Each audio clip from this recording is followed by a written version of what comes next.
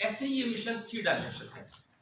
जैसे एटम को तोड़ा गया तो उसमें इलेक्ट्रॉन, प्रोटॉन, न्यूट्रॉन हुए, तो उसे आप अलग अलग नहीं कर सकते। जैसे प्रकृति के 3 गुण होते हैं, सत्वगुण, रजोगुण, तमोगुण, या जैसे 3 शक्तियां हैं, जीओडी, जनरेटर, ऑपरेटर, डिस्ट्रक्टर। इनको जैसे आप अलग नहीं कर सकते, ऐसे इसको अलग नहीं कर सकते। It is the composite phenomena of nature, क्योंकि अगर इसको अलग अलग कर दिया तो फिर ऑफ ट्रैक हो जाएंगे, ये पर्पस डिफीट हो जाएगा। तो ब्रदरहुड की बातें तो हम सब कर ही रहे हैं, सब जगह हो रही हैं, शताब्दियों से हो रही हैं, पर प्रैक्टिकल जो माहौल बनना चाहिए वो नहीं बन पा रहा। ऐसे डिसआर्मामेंट, न्यूक्लियर बॉम्ब्स नहीं बनने चाहिए, सब चाह रहे हैं, पर सब जगह बन रहे हैं। All the nations are in rat race of making more and more nuclear bombs. But this UM is the missing element. No one talks about this UM. UM means a highly spiritual upper house of the world, more pious, more effective, more influential, but complementing United Nations. देखिए जैसे हमने कहा ना, we all are complementary to each other. Shiv Shakti, they are complementary to each other. Ardhanarishvara कहा गया। ऐसे ही United Nation and United Masters, they all are supposed to be complementary to each other. तो उसी से ये पूरा ब्रह्मांड अब आगे चल सकता है। Otherwise the future of the mankind is at stake, भविष्य पूरा दांव पे लगा हुआ है। So this is the message of nature, signal of nature, directive of nature, and it's the moment of the transformation of the whole world. हम सब बात एक ही कर रहे हैं सब।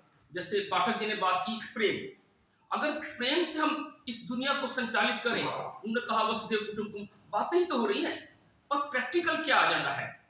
आज तक मुझे इस पूरे ब्रह्मांड में ऐसा कुछ नजर नहीं आया जहां प्रैक्टिकल बात हो रही हो कि किस तरीके से how all of us can be instrumental in transforming this Vasudhaiva Kutumbakam as ground reality. So this is the movement of the nature and this the ultimate movement of the nature.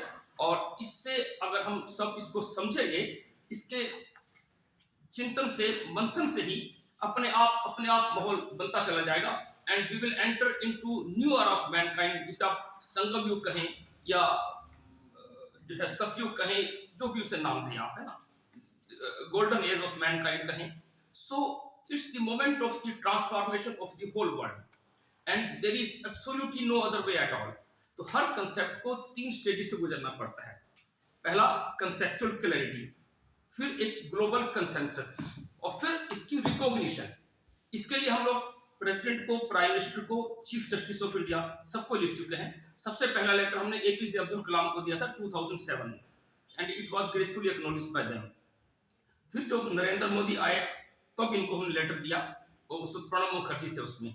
और G20 नेशंस के जो heads हैं उनको भी हम एक 9 dimensional appeal दे चुके हैं।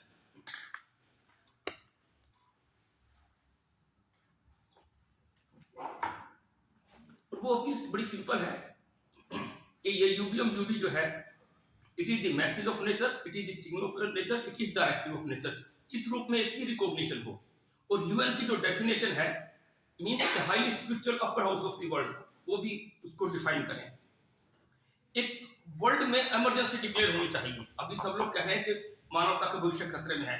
जो सेक्रेटरी जनरल हैं यूनाइटेड नेशन के, उन्होंने भी कहा कि न्यूक्लियर वार कभी भी हो सकता है, और अब तक अगर नहीं हुआ तो we are extraordinary lucky, but luck can not be the strategy forever.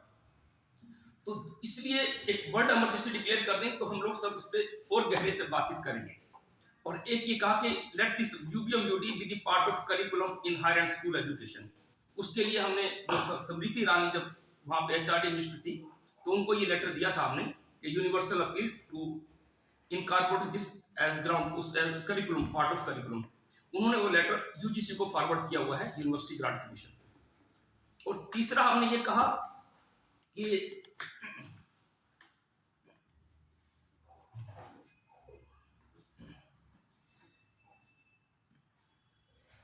हाँ, उसमें ये था कि जितने भी नेशनल फ्लैग हैं सभी कंट्रीज के, तो उसमें एक कॉमन स्पिरिचुअल सिंबल डाला जाए, वो एज इट इज रहे, उसमें कोई चेंज नहीं है। उसमें let it be tree, let it be earth, let it be sky, कुछ भी हो सकता है, पर nature is primary, we are secondary, ये मैसेज होना चाहिए।